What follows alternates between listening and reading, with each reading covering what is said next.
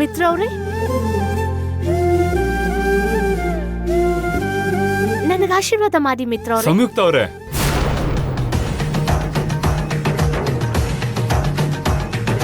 ನೀವ್ ನನಗ್ಯಾಕೆ ನಮಸ್ಕಾರ ಮಾಡ್ತಾ ಇದ್ದೀರಾ? ನನ್ಗಿದ ಅಭ್ಯಾಸ, ಹಾಗಾಗಿ ಅಕಸ್ಮಾತ್ ಕಾಲಕ್ಕೆ ಬಿದ್ಬಿಟ್ಟೆ. ಈಗ ಇದನ್ನ ಹೇಗ್ ಕವರ್ ಮಾಡ್ಲಿ? ಸಂಯುಕ್ತ ಅವ್ರೆ, ದಯವಿಟ್ಟು ಎದ್ದೊಳ್ಳಿ.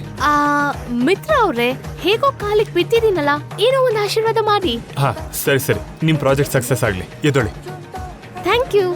ಸಂಯುಕ್ತ, ನೀನೇನು ಮಿತ್ರ ಕಾಲಿಗೆ ನಮಸ್ಕಾರ ಮಾಡ್ತಾ ಇದೀಯಾ? ಹಾ ಹೇಳ್ತೀನಿ. ಅರವಿಂದ ಆಂಟಿಗೆ ಥೇಟ್ ತನ್ ಸೊಸೆನೇ ಬಂದು ಪೂಜೆ ಮಾಡ್ತಿದ್ದಾಳೇನೋ ಅನ್ಸ್ತಿದ್ಯಂತೆ. ಹಾಗೆ ಮಿತ್ರ ಅವ್ರಿಗೆ ಕೂಡ ಥೇಟ್ ತನ್ ಹೆಂಡತಿನೇ ಬಂದು ಈ ಪೂಜೆ ಮಾಡ್ತಿದ್ದಾಳೇನೋ ಅಂತ ಅನ್ನಿಸ್ತಿದ್ಯೋ ಇಲ್ವೋ ಅಂತ ಒಂದು ಚಿಕ್ಕ ಟೆಸ್ಟ್ ಮಾಡ್ದೆ ಅಷ್ಟೇ.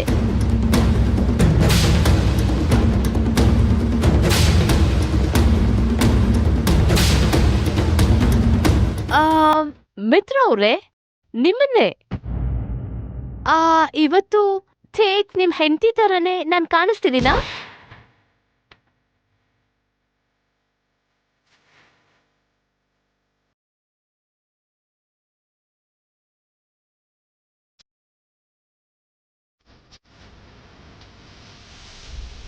ನನಗ್ ಗೊತ್ತು ಮಿತ್ರ ಅವ್ರೆ, ನನ್ ಮೇಲೆ ಕೋಪಕ್ಕಿಂತ ಪ್ರೀತಿನೇ ನಿಮ್ಮಲ್ಲಿ ಜಾಸ್ತಿ ಇದೆ. ಆದ್ರೆ ಆ ಪ್ರೀತಿನ ಮರೆಮಾಚಿ ಕೋಪನ್ ಮಾತ್ರ ಹೊರಗ್ ತೋರ್ಸೋಕೆ ಪ್ರಯತ್ನ ಪಡ್ತಿದ್ದೀರಾ. ನೋಡಿದ್ರ ಆಂಟಿ, ಎಷ್ಟು ಉಗುರು ಕೂದ್ಲು ಅಂಟಿಸ್ಕೊಂಡ್ರು ನರಿ ಯಾವತ್ತಿಗೂ ಹುಲಿ ಆಗೋದಿಲ್ಲ. ಭಾಗ್ಯ ನಿಜ ಸ್ವರೂಪ ಸ್ವಲ್ಪ ಸ್ವಲ್ಪನೇ ಆಚೆ ಬರುತ್ತೆ. ಮನುಷ್ಯ, ಸ್ವಲ್ಪ ಸುಮ್ನಿರ್ತೀಯಾ? ನೀನ್ ಎಷ್ಟೇ ಹೇಳಿದ್ರು ಸರಿ, ಅವಳು ಸಂಯುಕ್ತಾನೆ, ಭಾಗ್ಯ ಅಲ್ಲ. ಅದಾಗಲ್ಲ ಮನುಷ್ಯ, ನಡಿ. ಸಂಯುಕ್ತ, ತಿಂಡಿ ಮಾಡಕ್ಕೆ ಎಲ್ಲಾನು ರೆಡಿ ಮಾಡಿಟ್ಟಿದ್ದೀನಿ. ನೀನ್ ತಿಂಡಿ ತಿನ್ಕೊಂಡೇ ಆಫೀಸ್ಗೆ ಹೊರಡ್ಬೇಕು, ಸರಿನಾ? ಸರಿ ಆಂಟಿ.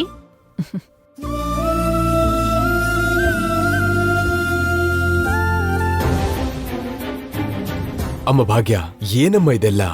ನೀನ್ ಪೂರ್ತಿಯಾಗಿ ಭಾಗ್ಯನ್ ತರ ಆಗ್ಬಿಟ್ರೆ ಎಲ್ಲರಿಗೂ ಹೊಸ ಹೊಸ ಅನುಮಾನಗಳು ಬರೋದಕ್ಕೆ ಬೀಜ ಬಿತ್ತದಾಗತ್ತೆ.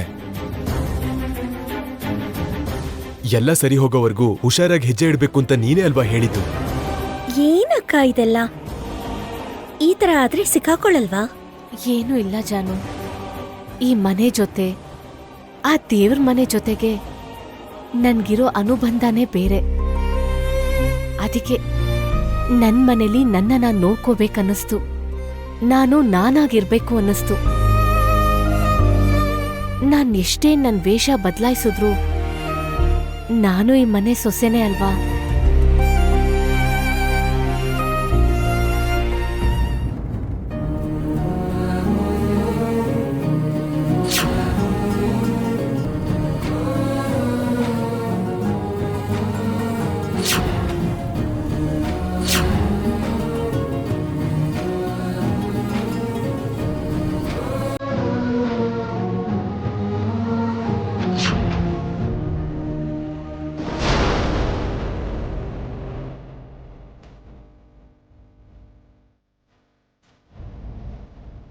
ಏನ್ ಯೋಚನೆ ಮಾಡ್ತಾ ಇದೀಯ ಮಿತ್ರ?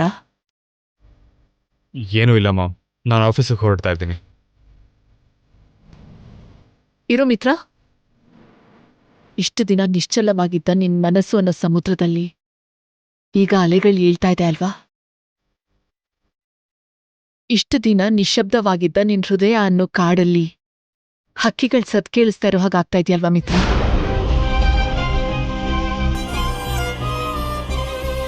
ಯಾವ್ದ್ರ ಬಗ್ಗೆ ಮಾತಾಡ್ತಿದ್ದೀರಾ ಮಾಮ್? ಭಾಗ್ಯಂತರ ಕಾಣಿಸ್ತಾ ಇರೋ ಸಂಯುಕ್ತ ಬಗ್ಗೆ.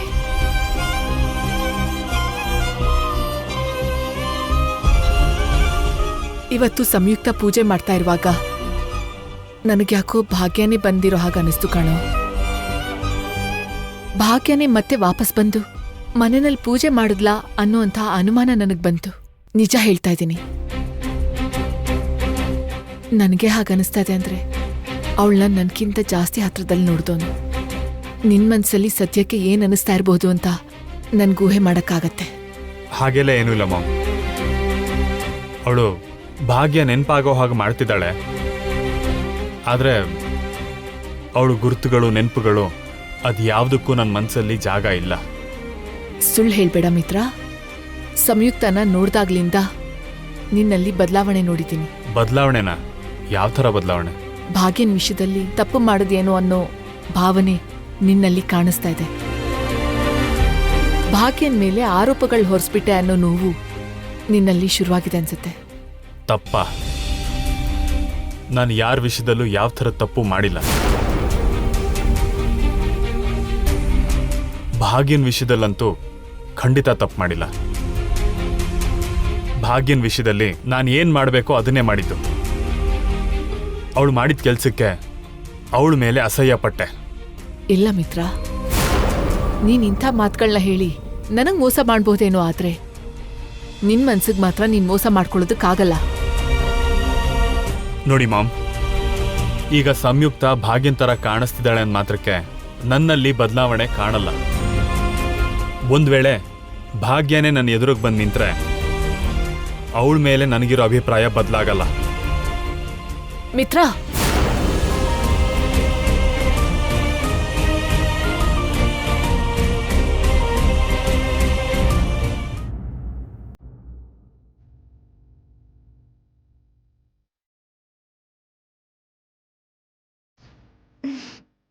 ಅಮ್ಮ ಅಮ್ಮ, ಅಯ್ಯೋ, ನಾನು ಲಕ್ಕಿ ಮನೇಲೇ ಇದ್ದೀನಿ ಅಲ್ವಾ? ರಾತ್ರಿ ಮನೆಗೆ ಹೋಗ್ದೆ ಇಲ್ಲೇ ನಿದ್ದೆ ಮಾಡ್ಬಿಟ್ಟಿದ್ದೀನಿ. ಛೆ. Good morning bro. Good morning bro. ನಾನ್ ಮನೆಗೆ ಹೋಗ್ತೀನಿ. ಅದ್ಯಾಕೇನು ಇಷ್ಟ ಬೇಗನಾ? ಇಷ್ಟು ಬೇಗನಾ? ನಾನ್ ರಾತ್ರಿನೂ ಮನೆಗೆ ಹೋಗ್ದೆ ಇಷ್ಟೊತ್ತಾದ್ರೂ ಇಲ್ಲೇ ಇದ್ದೀನಿ. ನನ್ಗೋಸ್ಕರ ಅಮ್ಮ, ಬಾಬಾ, ಅಜ್ಜಿ ಎಲ್ರೂ ಕಾಯ್ತಿರ್ತಾರೆ. ನಾನ್ ಹೋಗ್ತೀನಿ ಲಕ್ಕಿ. ತಲೆ ಕೆಡ್ಸ್ಕೋಬೇಡವೇನು, ಯಾರೋ ಒಬ್ರು ನಿನ್ನ ಡ್ರಾಪ್ ಮಾಡ್ತಾರ ಬಿಡು. ಅಲ್ಲಿವರೆಗೂ ಇರು. ಇಲ್ಲ ಲಕ್ಕಿ, ನಾನಿವಾಗ ಹೋಗ್ದೆ ಇದ್ರೆ ಅಮ್ಮ ಟೆನ್ಷನ್ ಮಾಡ್ಕೊಂಡು ಇಲ್ಲಿಗೆ ಬಂದ್ಬಿಡ್ತಾರೆ. ಅವ್ರು ಬರೋದಕ್ಕೂ ಮುಂಚೆ ನಾನು ಅಲ್ಲಿಗೆ ಹೋಗ್ಬೇಕು.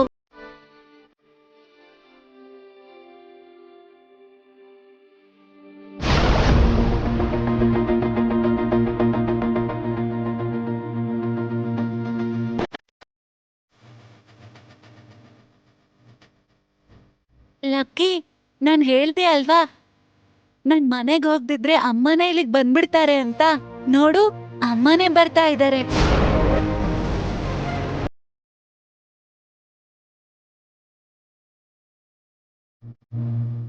ಅಮ್ಮ.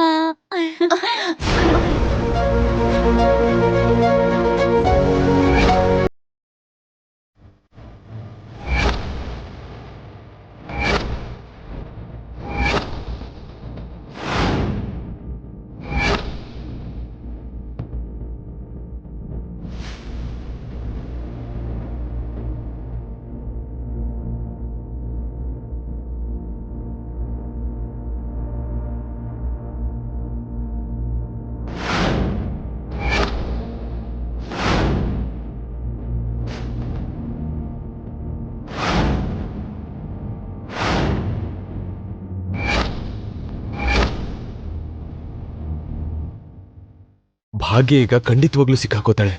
ಈಗ ಏನ್ ಮಾಡೋದು? ವಿವೇಕ್, ವೀನು ಕೂಡ ಅಕ್ಕನ ಸಿಕ್ಕಾಕಿಸ್ಬಿಡ್ತಾನೆ ಅನಿಸ್ತಾ ಇದೆ. ಇವಾಗ ಏನ್ ಮಾಡೋಣ? ನನಗೆ ಕೂಡ ಅದೇ ಅರ್ಥ ಆಗ್ತಾ ಇಲ್ಲ. ಅಮ್ಮ, ನಾನೇ ಇವಾಗ ಬರ್ತಾ ಇದ್ದೆ, ನೀನ್ ಯಾಕೆ ಬರಕ್ ಹೋದೆ?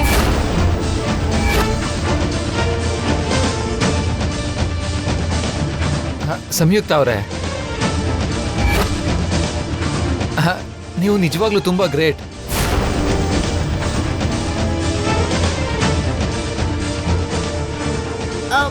ನಾನು ಗ್ರೇಟಾ? ಯಾಕೆ ವಿವೇಕ್? ನೀವು ಸಂಬಂಧಗಳು, ಬಾಂಧವ್ಯಗಳು ಇಷ್ಟ ಅಂದಿದ್ದಕ್ಕೆ ಇರ್ಬೋದು ಅಂದ್ಕೊಂಡಿದ್ದೆ. ಸಂಬಂಧಗಳಿಗೋಸ್ಕರನೇ ಬದುಕ್ತಾ ಇದ್ದೀರಾ ಅಂತ, ಸಂಪ್ರದಾಯಕ್ಕೋಸ್ಕರ ಜೀವ ಕೊಡ್ತೀರಾ ಅಂತ ನನಗೆ ಈಗಲೇ ಗೊತ್ತಾಗಿದ್ದು.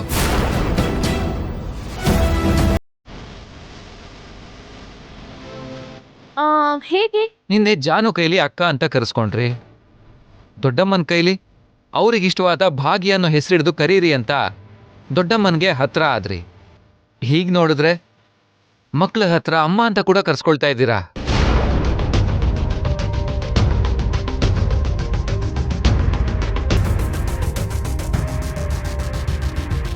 ಆ ಮತ್ತೆ ಈ ಸಂಯುಕ್ತ ಅಂದ್ರೆ ಏನ್ ಅನ್ಕೊಂಡಿದ್ಯಾ ವಿವೇಕ್?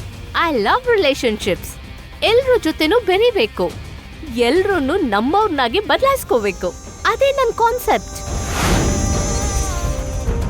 ಎಲ್ಲರ ಜೊತೆಗೂ ನೀವು ಬೆರೆಯೋ ವಿಧಾನ ನೋಡಿದ್ರೆ ಅರ್ಥ ಆಗ್ತಾ ಇದೆ. ನಿಮ್ ಕಾನ್ಸೆಪ್ಟ್ಗೆ ನೀವು ಎಷ್ಟು ಕನೆಕ್ಟ್ ಆಗಿದ್ದೀರಾ ಅಂತ, ಎಂತ ಕಮಿಟ್ಮೆಂಟ್ ಅಲ್ಲಿದ್ದೀರಾ ಅಂತ.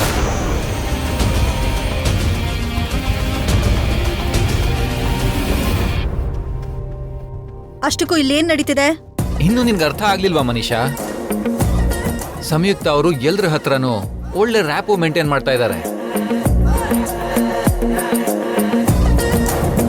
ಎಲ್ರ ಜೊತೆಗೂ ಒಳ್ಳೆ ರಿಲೇಶನ್ಶಿಪ್ ಬೆಳೆಸ್ಕೊಳ್ಳೋದಕ್ಕೆ ಟ್ರೈ ಮಾಡ್ತಿದ್ದಾರೆ. ಅದಕ್ಕೆ ಸ್ವಂತದವ್ರ ಥರ ಮನೆಯವ್ರ ಹತ್ರ ಎಲ್ಲ ಕರ್ಸ್ಕೊಳ್ತಾ ಇದ್ದಾರೆ. ಓ ಮನೀಷಾ, ಇಷ್ಟು ಸಣ್ಣ ವಿಷಯ ಕೂಡ ನಿನಗೆ ಅರ್ಥ ಆಗ್ತಿಲ್ವಾ? ಹೋಗಲ್. ಸರಿ ವಿವೇಕ್, ನನಗೆ ಆಫೀಸ್ಗೆ ಟೈಮ್ ಆಗ್ತಿದೆ, ನಾನು ರೆಡಿ ಆಗ್ಬೇಕು. ಓಕೆ. ವಿವೇಕ್, ಅಷ್ಟಕ್ಕೂ ವಿಷಯ ಏನಂದ್ರೆ ಅದು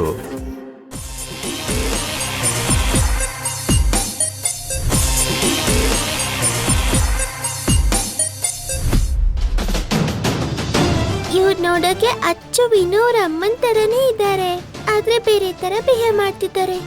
ಏನಿದು? ಎಲ್ಲೋ ಏನೋ ಮಿಸ್ ಹೊಡಿತಿದೆ. ಆ ಮಿಸ್ಸಿಂಗ್ ಅನ್ನೋದು ಎಲ್ಲಿ ಏನ್ ನಡೀತಾ ಇದೆ, ಯಾಕೆ ನಡೀತಾ ಇದೆ ಅಂತ ಅರ್ಥ ಮಾಡಿಸ್ತಿಲ್ಲ.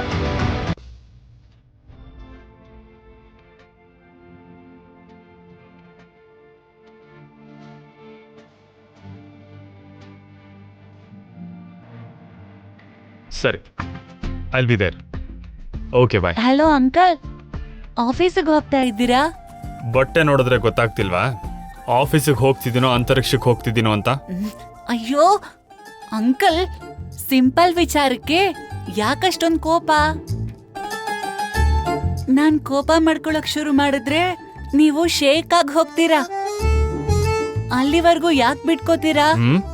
ಅಪ್ಪ, ನಿನಗೆ ಕೊಬ್ಬು ಎಳ್ಳಷ್ಟಿದೆ ಅಂತ ನಾನು ಅನ್ಕೊಂಡಿದ್ದೆ. ಇಲ್ಲ, ಬೆಟ್ಟದಷ್ಟಿದೆ. ಎಳ್ಳಷ್ಟು ಇಲ್ಲ ಬೆಟ್ಟದಷ್ಟು, ಅದೆಲ್ಲ ಎದುರುಗಡೆ ಇರೋ ನಡವಳಿಕೆಯ ಆಧಾರದ ಮೇಲಿರತ್ತೆ. ಅಂದ್ರೆ ಏನ್ ಹೇಳಕ್ ಬರ್ತಿದ್ಯೋ? ನನ್ನ ನಡವಳಿಕೆ ಸರಿ ಇಲ್ಲ ಅಂತ ತಾನೆ? ನಾನ್ ಹಾಗನ್ಲಿಲ್ಲ. ನೀವ್ ಹಾಗನ್ಕೊಂಡ್ರೆ ನಾನೇನು ಮಾಡಕ್ ಆಗೋದಿಲ್ಲ. ಅಂದ್ರೆ ನಿನ್ ಮನ್ಸಲ್ಲಿ ನನ್ನ ನಡವಳಿಕೆ ಸರಿ ಇಲ್ಲ ಅಂತ ಅನ್ಕೊಂಡಿದ್ಯಾ ಅಲ್ವಾ? ಅಂಕಲ್, ಇವಾಗ ನನ್ ಮನ್ಸಲ್ಲಿ ಏನ್ ಅನ್ಕೋತೀನೋ ಅದನ್ನ ಬಿಟ್ಟು ಹಾಕಿ ಮೊದ್ಲು ನನ್ನ ಮನೆಗ್ ಡ್ರಾಪ್ ಮಾಡಿ. ಏನೋ ಡ್ರೈವರ್ಗೆ ಆರ್ಡರ್ ಮಾಡಂಗ್ ಮಾಡ್ತಿದ್ಯಾ? ಡ್ರೈವರಿಗೆ ಮಾತ್ರ ಆರ್ಡರ್ ಮಾಡಲ್ಲ, ಸ್ವಂತದವ್ರು ಅನ್ಕೊಂಡ್ರು ಆರ್ಡರ್ ಮಾಡ್ತಾರೆ. ಅಂದ್ರೆ ನಾನು ನಿನಗೆ ಸ್ವಂತದವ್ರ ತರ ಅನ್ನಿಸ್ತಾ ಇದ್ದೀನಾ? ಆಕ್ಚುಲಿ ಹೇಳ್ಬೇಕಂದ್ರೆ ನನಗ್ ನೀವೇನು ಆಗ್ಬೇಕಾಗಿಲ್ಲ, ಆದ್ರೆ ಲಕ್ಕಿಗ್ ನೀವ್ ಫಾದರ್ ಅಲ್ವಾ, ಅದಕ್ಕೆ ನಿಮ್ಮನ್ನ ಸ್ವಂತದವ್ರ ಲಿಸ್ಟ್ ಅಲ್ಲಿ ಎಲ್ರಿಗಿಂತ ಕಡೆಯಲ್ಲಿಟ್ಟಿದ್ದೀನಿ. ನೀವ್ ಬೇಡ ಅಂದ್ರೆ ಹೇಳಿ, ಅಲ್ಲಿಂದನೂ ತೆಗೆದು ಹಾಕ್ಬಿಡ್ತೀನಿ. ಇವನು ಕೊಂಕಾಗ್ ಮಾತಾಡಕ್ ಶುರು ಮಾಡಿದ್ರೆ ಸರಿಯಾಗಿ ತಿವಿಯಂಗೆ ಮಾತಾಡ್ತಾನೆ. ಇವನಿಂದ ಸ್ವಲ್ಪ ಹುಷಾರಾಗೇ ಇರ್ಬೇಕು. ಅಂಕಲ್, ಇವಾಗ ನನ್ನನ್ನ ಡ್ರಾಪ್ ಮಾಡ್ತೀರಾ ಇಲ್ವಾ? ನೀನು ಮಾತಾಡೋ ರೀತಿ ನನ್ಗೆ ಇಷ್ಟ ಆಗ್ತಿಲ್ವೋ, ಅದಕ್ಕೆ ನಿನ್ನ ಡ್ರಾಪ್ ಮಾಡೋಣ ಅನ್ನೋ ಐಡಿಯಾ ಡ್ರಾಪ್ ಮಾಡ್ತಾ ಇದ್ದೀನಿ. ಸರಿ ಹೋಗ್ಲಿ ಬಿಡಿ, ನೀವ್ ಡ್ರಾಪ್ ಮಾಡ್ತಿರೋ ಅನ್ನೋ ನಂಬಿಕೆ ನನ್ಗೊಂಚೂರು ಇಲ್ಲ. ಸುಮ್ನೆ ಒಂದ್ ಟ್ರಯಲ್ ನೋಡ್ದೆ, ನೀವ್ ಆಗಲ್ಲ ಅಂದ್ರೆ ಆಟೋದಲ್ಲಿ ಹೋಗ್ತೀನಿ, ಅದ್ರಲ್ಲೇನಿದೆ. ಹೊರಡು ಹೊರಡು.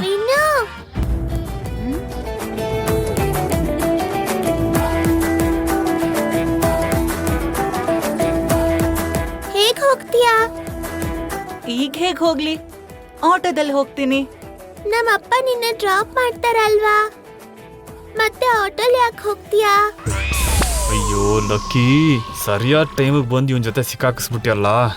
ಅಪ್ಪ, ಇನ್ನೂನಾ ಅವ್ರ ಮನೆವರೆಗೂ ಡ್ರಾಪ್ ಮಾಡ್ತೀರಾ ಅಲ್ವಾ? ಅದಲ್ಲ ಲಕ್ಕಿ, ನನಗೆ ಆಫೀಸಲ್ಲಿ ತುಂಬಾ ಕೆಲಸ ಇದೆ, ತುಂಬಾ ಮುಖ್ಯವಾದ ವ್ಯಕ್ತಿಗಳನ್ನ ಭೇಟಿ ಆಗ್ಬೇಕು. ಓ ಹೌದಾ, ಸರಿ ಹಾಗಾದ್ರೆ ನೀನು ನಿನ್ ಜೊತೆ ನಾನ್ ಬರ್ತೀನಿ ಬಿಡು, ಬಾ. ಲಕ್ಕಿ, ನೀನ್ ಈ ತರ ಅಡ್ವೆಂಚರಸ್ ಡಿಸಿಷನ್ಸ್ ತಗೋಬೇಡ. ಡ್ರಾಪ್ ಮಾಡ್ಬೇಕು ತಾನೆ, ಮಾಡ್ತೀನಿ ಬಿಡು. ನೀನು ಮನೆ ಒಳಗೆ ಹೋಗು. ಪಕ್ಕ ಅಲ್ವಾ? ಡ್ರಾಪ್ ಮಾಡ್ತೀರಾ ಅಲ್ವಾ? ಲಾಕ್ ಆಗಿದ್ದೀನಲ್ವಾ, ಡ್ರಾಪ್ ಮಾಡದೆ ಇರಕ್ಕಾಗತ್ತಾ? ನೀನ್ ಒಳಗೆ ಹೋಗು. ಥ್ಯಾಂಕ್ಸ್ ಅಪ್ಪ. ಬಾಯ್ ವಿನು. ಬನ್ನಿ ಸರ್, ನಿಮ್ಮನ್ನ ಡ್ರಾಪ್ ಮಾಡಿ ಆಮೇಲೆ ನಾನು ಆಫೀಸಿಗೆ ಹೋಗ್ತೀನಿ. ಬನ್ನಿ.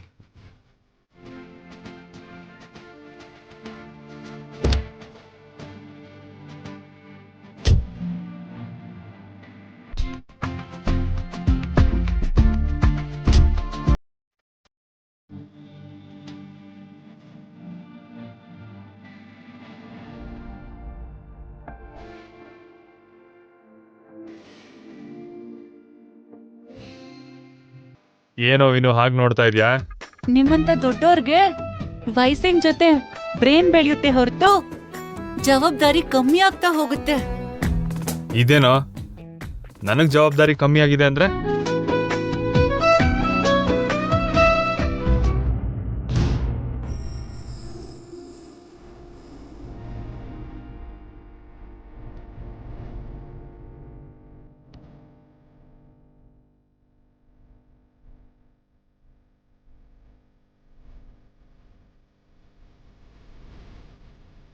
ಸ್ಟೈಲ್ ಆಗಿ ಡ್ರೈವಿಂಗ್ ಮಾಡೋದಲ್ಲ, ಸೀಟ್ ಬೆಲ್ಟ್ ಹಾಕೊಳ್ಳೋದನ್ನ ಕೂಡ ನೆನ್ಪಲ್ಲಿ ಇಟ್ಕೊಂಡಿರ್ಬೇಕು. ಸರಿ, ಇವಾಗ ಡ್ರೈವ್ ಮಾಡಿ.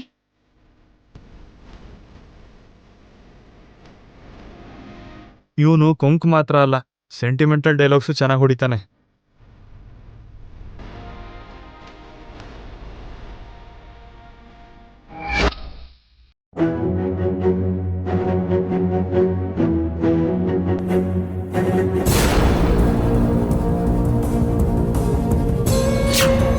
ಅಮ್ಮ,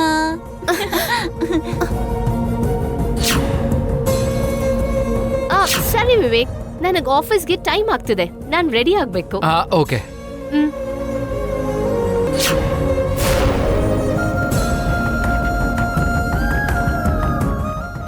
ಜಾನು, ಏನಕ್ಕ? ವಿನ್ನು ಎಲ್ಲಿ ಕಾಣ್ತಿಲ್ಲ? ಗೊತ್ತಿಲ್ಲ ಅಕ್ಕ, ನಾನು ನೋಡಿಲ್ಲ. ಆಗ್ಲೇ ಮನೆಗೆ ಹೋಗ್ತೀನಿ ಅಂತ ಲಕ್ಕಿ ಹತ್ರ ಹೇಳ್ತಾ ಇದ್ದ. ಅಯ್ಯೋ, ಅವನ್ ಹೇಗ್ ಹೋದ್ನೋ ಏನೋ.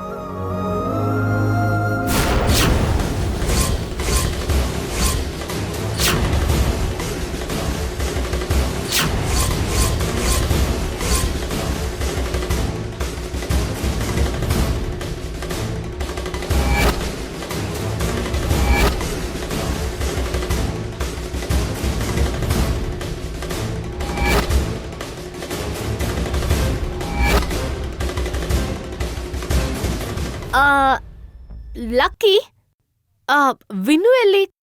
ಎಲ್ಲೂ ಕಾಣ್ತಿಲ್ಲ. ವಿನುನ ನಮ್ಮಪ್ಪ ಅವ್ರ ಮನೆಗೆ ಡ್ರಾಪ್ ಮಾಡಕ್ ಕರ್ಕೊಂಡ್ ಹೋದ್ರು. ಓ, ತನ್ ಮಗನ್ನ ತಾನೇ ಡ್ರಾಪ್ ಮಾಡ್ತಿದ್ದಾರೆ. ಜಾನು, ಇನ್ ನಾವ್ ಹೊರಡೋಣವಾ? ಸರಿ ಮೇಡಮ್, ಹೋಗೋಣ. ಜಾನು, ಲಕ್ಕಿ ಯಾಕೆ ಅಷ್ಟು ಅನುಮಾನವಾಗಿ ನೋಡ್ತಿದ್ದಾಳೆ? ಲಕ್ಕಿ ಮೈಂಡಲ್ಲೂ ಏನೋ ಅನುಮಾನ ಇರೋ ಹಾಗಿದೆ ಅಕ್ಕ. ನಾವ್ ಹುಷಾರಾಗಿ ಇಲ್ದೆ ಹೋದ್ರೆ ಯಾವ್ದೋ ಒಂದ್ ಟೈಮಲ್ಲಿ ಅವಳಿಂದ ಸಿಕ್ಕಾಕೋತೀವಿ. ಈ ಆಂಟಿ ಯಾಕೆ ವಿನು ಬಗ್ಗೆ ಅಷ್ಟೊಂದು ಕೇಳಿದ್ರು? ವಿನು ಬಗ್ಗೆ ಯಾಕೆ ಇಷ್ಟೊಂದು ಕನ್ಸರ್ನು? ಇವ್ರು ಖಂಡಿತ ವಿನು ಅವ್ರ ಅಮ್ಮನೇ. ಆದ್ರೆ ಹೇಗ್ ಕಂಡಿಡಿಯೋದು? ನಾವಿನ್ಮೇಲೆ ಇನ್ನೂ ಹುಷಾರಾಗಿರ್ಬೇಕು. ಇಲ್ಲ ಅಂದ್ರೆ ಲಕ್ಕಿಗೆ ನಿಜಾನಾದ್ರೂ ಹೇಳ್ಬಿಡ್ಬೇಕು. ಇಲ್ಲ ಅಂದ್ರೆ ಡೆಫಿನೆಟ್ಲಿ ಪ್ರಾಬ್ಲಮ್ ಆಗತ್ತೆ.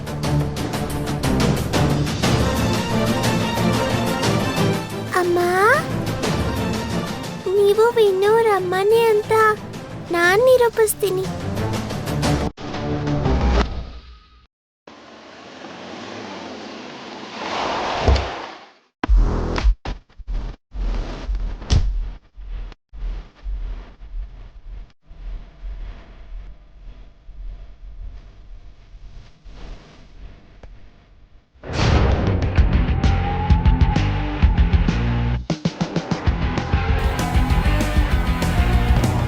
ಈ ಅರ್ಜುನ್ನ ನನ್ನ ಶತ್ರು ಅಂತ ಅನ್ಕೊಳ್ಳೋ ಅಥವಾ ಶತ್ರು ಥರ ಇರೋ ಲವರ್ ಅನ್ಕೋಬೇಕೋ? ನಾನು ಎಲ್ಲೋದ್ರೂ ಅಲ್ಲಿರ್ತಾನೆ. ನಾನು ಯಾವ ಪ್ರಾಜೆಕ್ಟಿಗೆ ಟ್ರೈ ಮಾಡ್ತೀನೋ ಅದೇ ಪ್ರಾಜೆಕ್ಟಿಗೆ ಟ್ರೈ ಮಾಡ್ತಾನೆ. ಡೀಪಾಗಿ ಲವ್ ಮಾಡಿರೋ ಲವರಿಂದ ತಪ್ಪಿಸ್ಕೋಬೋದು, ಇಂಥವನಿಂದ ತಪ್ಪಿಸ್ಕೊಳ್ಳೋದು ತುಂಬ ಕಷ್ಟನೇ.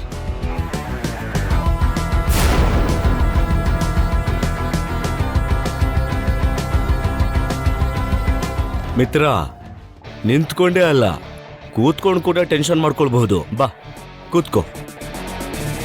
ನಾನೀಗ ಟೆನ್ಷನ್ ಮಾಡ್ಕೊಂಡಿದ್ದೀನಿ ಅಂತ ಯಾರು ಹೇಳಿದ್ದು? ಕೆಲವೊಂದು ಟೆಂಪರೇಚರ್ಸ್ನ ಕಂಡುಹಿಡಿಯೋದಕ್ಕೆ ಥರ್ಮಾಮೀಟರ್ ಅಗತ್ಯ ಇಲ್ಲ, ಬಾಯಿನಲ್ಲಿ ಬರೋ ಮಾತುಗಳೇ ಸಾಕು. ಇಷ್ಟಕ್ಕೂ ಯಾವಾಗ ನೋಡಿದ್ರು ಯಾಕೆ ಗುರ್ರ ಅಂತಾನೆ ಇರ್ತೀಯ? ಕೆಲವು ಮುಖಗಳನ್ನ ನೋಡಿದ್ಮೇಲೆ, ಕೆಲವು ಮನುಷ್ಯರನ್ನ ಭೇಟಿ ಆದ್ಮೇಲೆ ಕೋಪ, ಇರಿಟೇಷನ್ ಎಲ್ಲ ಆಟೋಮೆಟಿಕ್ ಆಗಿ ಬಂದ್ಬಿಡುತ್ತೆ.